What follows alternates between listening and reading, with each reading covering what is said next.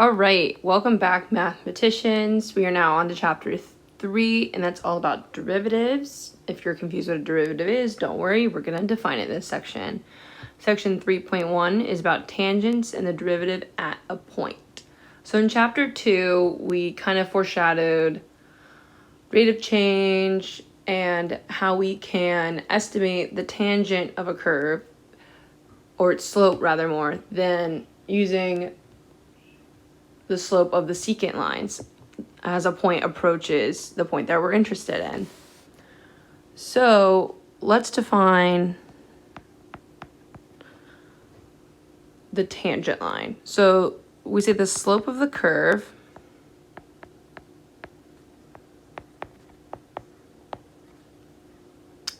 or a curve rather more.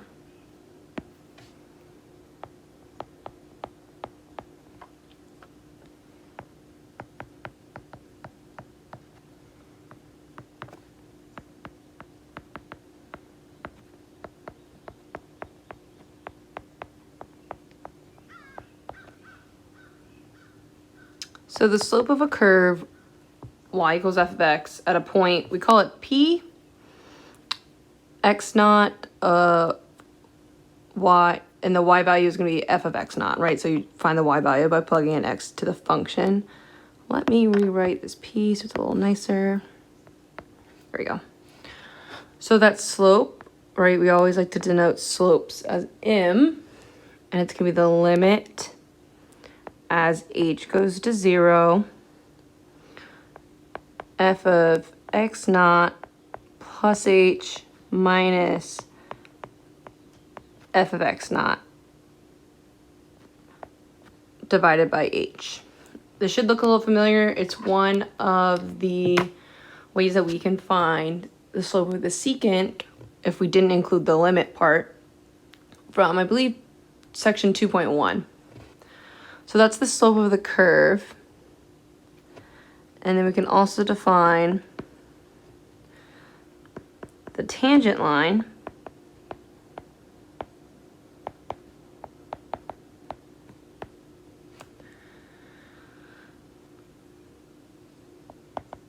to the curve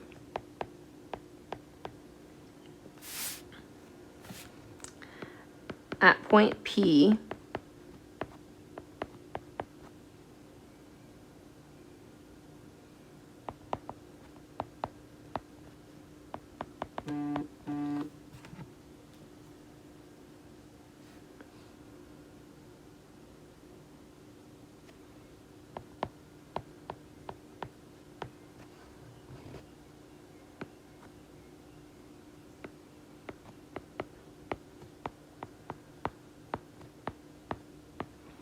All right, so the tangent line is going to be the curve that goes to the curve at the point P, is the line through P, right? So we're given that it intersects that point, and it has the slope written above, m. That limit is f of x naught plus h minus f of x naught divided by h. So, right, we have a slope and a point, so we can create an equation for a line using that. So let's kind of do an example with this. We're going to do f of x equals 1 over x. These are actually kind of trickier, so that's why I wanted to show you this one. And we're going to do it at x equals a, some point. We don't know yet. So I want to find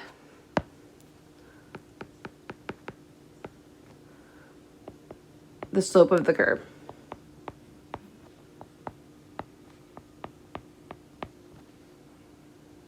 All right, at x equals a. So m is going to equal the limit as h goes to 0. We don't have x naught anymore. We have a. So we're going to have a plus h minus f of a divided by h. Then I can plug in, because I know what f of x is. So whenever there's an x, I'm going to put an a plus h for the first term. So limit as h goes to 0. 1 divided by a plus h minus 1 divided by a over h. So we need to do some rearranging because as h goes to 0, we've seen I can't plug in, I can't divide by 0.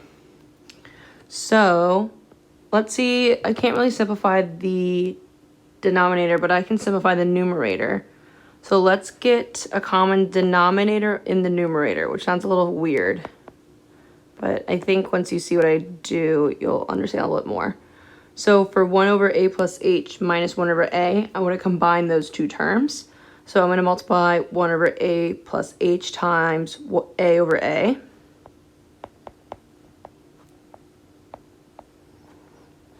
And 1 over a, I'm going to multiply by a plus h divided by a plus h. That's how we get a common denominator. I think sometimes you guys are taught it differently. It's however you like to find a common denominator of two fractions you're adding or subtracting. So I'll get a times a plus h minus a plus h, a times a plus h, again divided by h.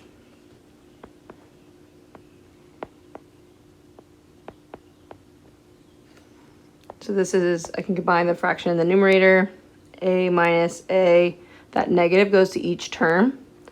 So we're gonna have a minus h over a plus h over h. And I'm actually gonna simplify this. That's like h over 1. So I can multiply by the reciprocal. So these two a's are gonna cancel out, a minus a. I'm doing two steps at once. So I'm having negative h divided by a plus h times 1 over h. So I canceled out those a's and I also multiplied by the reciprocal of h over 1.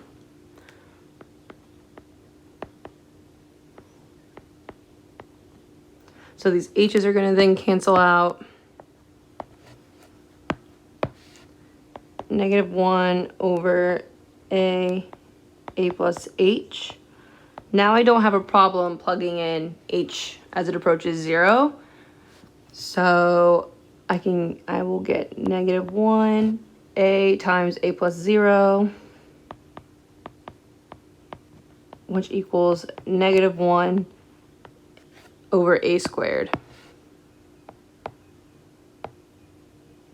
Okay? So that's our answer. Now, what if we wanted to find when the slope equaled 1/4?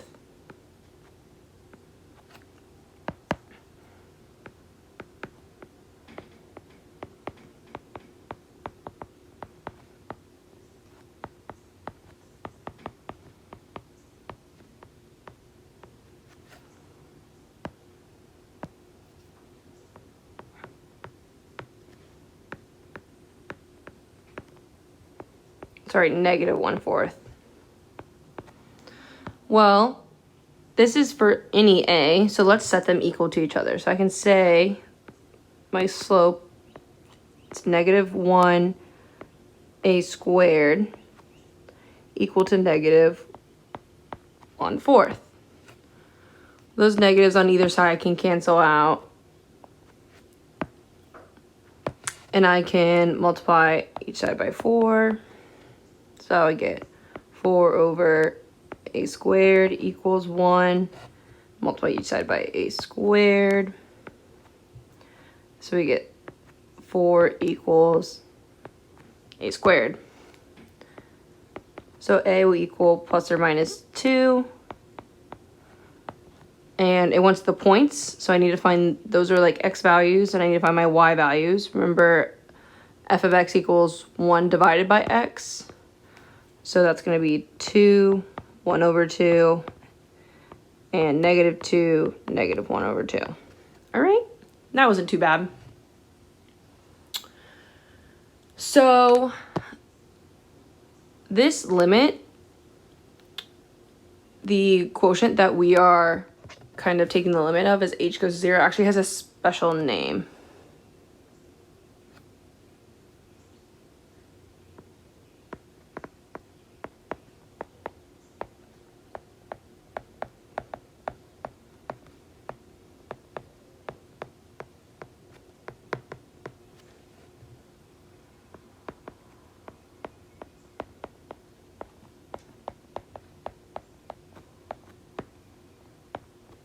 We call it the difference quotient of f at x naught.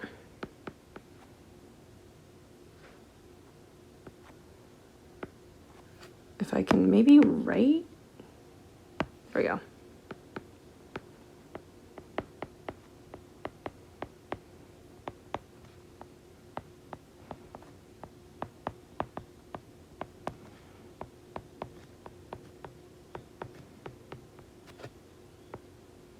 So if you ever hear me talking about the difference quotient, it's that rational expression. And we're not including the limit as h goes to 0. Alrighty? So, well, this chapter is called Derivative at a Point. So, let's do a few definitions. So we denote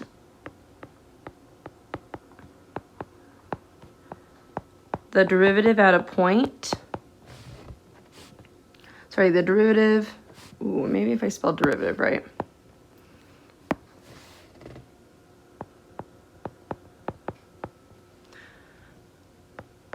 Of f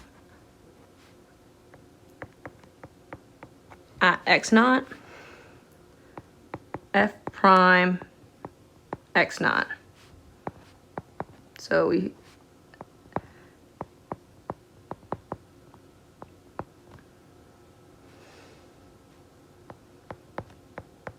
that's how we say it. That's not a 1, it's an apostrophe, I think, if you're typing. So it also gives us the actual definition of the derivative. So the derivative of a function f at x naught, right? So f prime x naught is, so we can say that they're equal because it's a definition, the limit as h goes to 0, f of x naught plus h minus f of x naught all divided by h, provided the limit exists, right?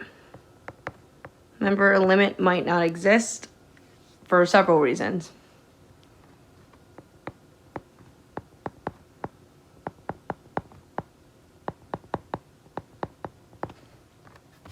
Okay? So, well, I thought this is how we estimated the tangent line, and now it's the derivative, but also that was the rate of change, and I'm just confused. Completely understandable. It's just, it goes by all these different names, and they're actually all the same thing. So we can say the limit of the difference quotient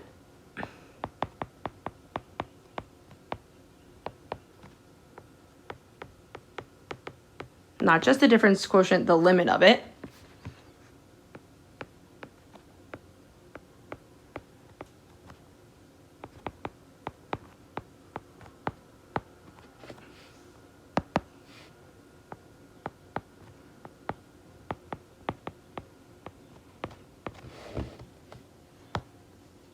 so we're talking about the limit as h goes to 0 of f of x plus h minus f of x divided by h. So we know that is the slope of the graph of f of x at x.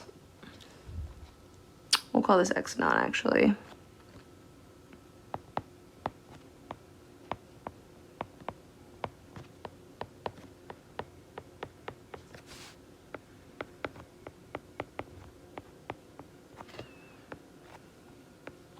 We also know it as the slope of the tangent to the curve f of x at x equals x naught.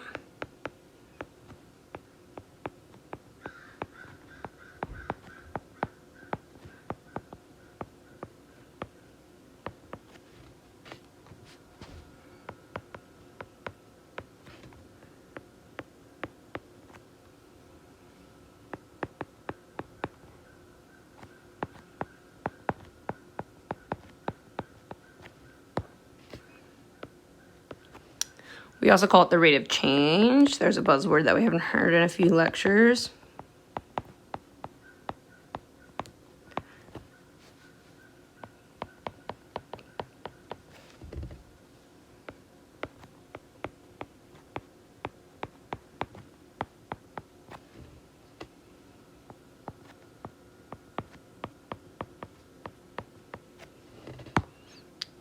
And finally, we just learned that it's now called the derivative.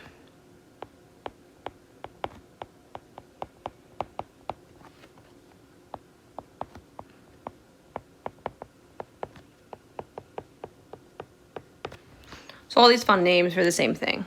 So let's do a few more examples and then we should be done for the day. Perfect. So this example is in your textbooks, 3.1.19. We're asked to find the slope of the curve at a point.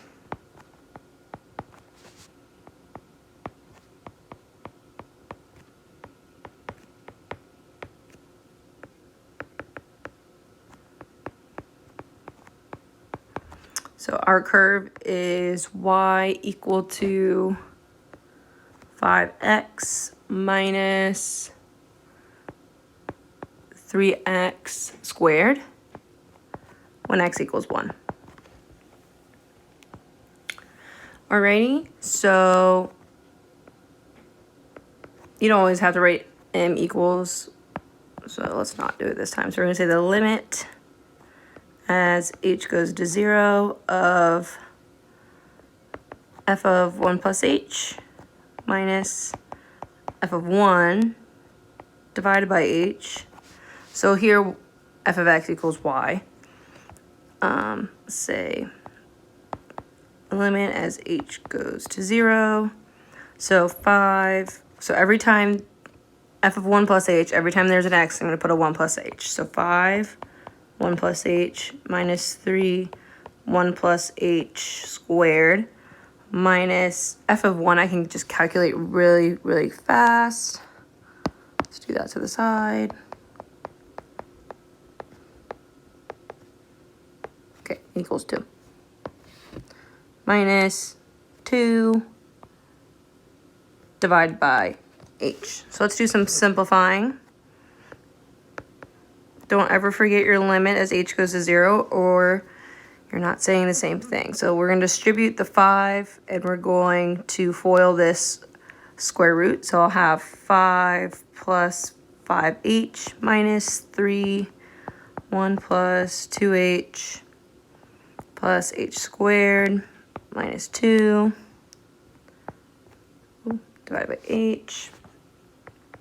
Let's distribute this negative 3. 5 plus 5h minus 3 plus, nope, not plus, the negative goes along with it, minus 6h minus h squared minus 2 divided by h.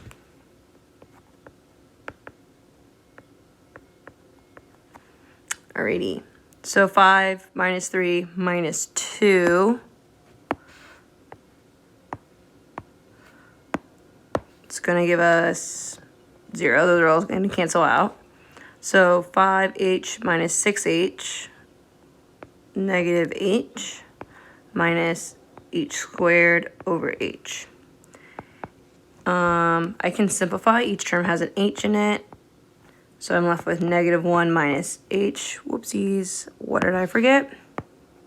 My limit.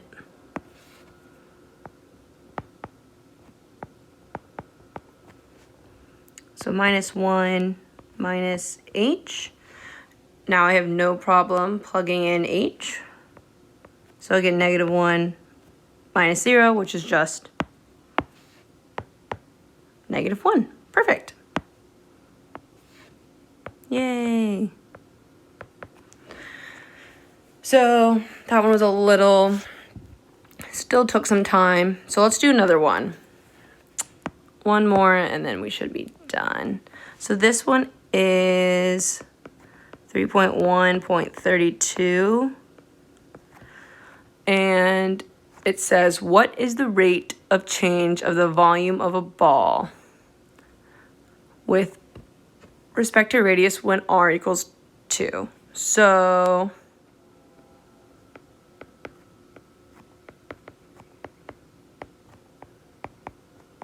there's the rate of change.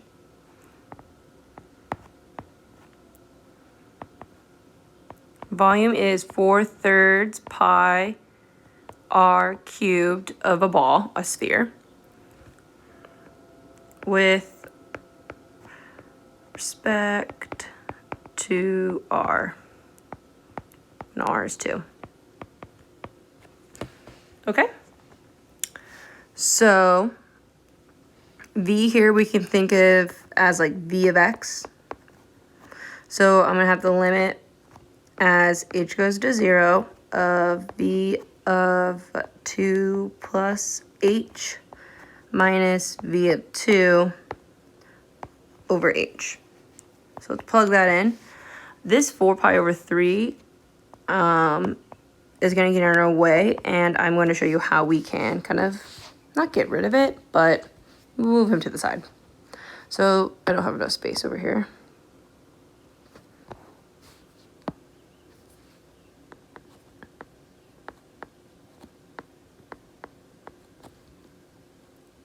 So 2 plus h, every time there's an r, I'm going to put 2 plus h. So I'm going to have 4. That's not a 4. 4/3 pi 2 plus h minus 4/3 pi 2, oh, whoops, that's cubed over h. So the numerator has 4/3 pi times both of those things, so I'm actually going to pull it out.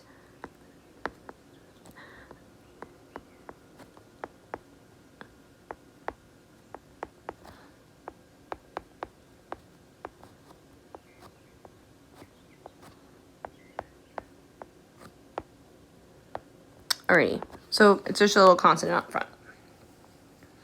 All right, 2 plus h cubed, it's going to be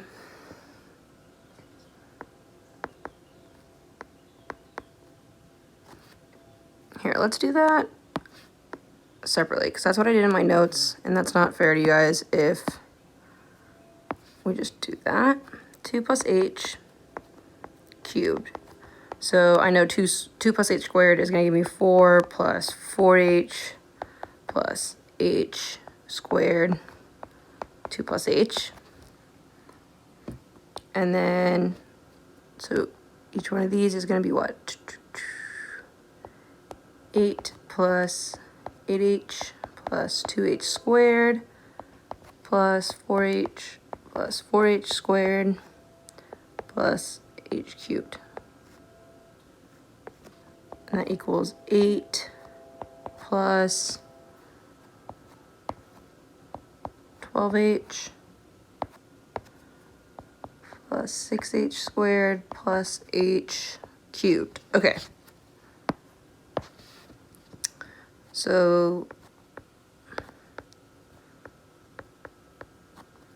we still have our 4 pi over 3.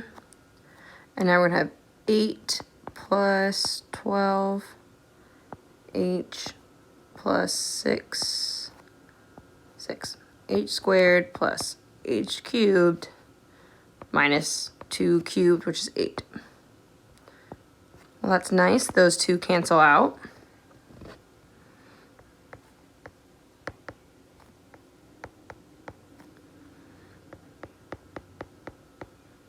So I get 12h plus 6h squared plus h cubed all over h.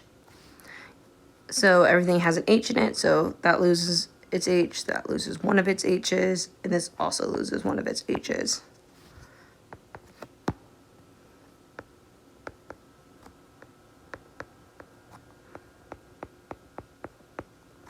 So we're left with 12 plus 6h plus h squared. Remember, I haven't taken h as it goes to 0 yet, so I still need my limit.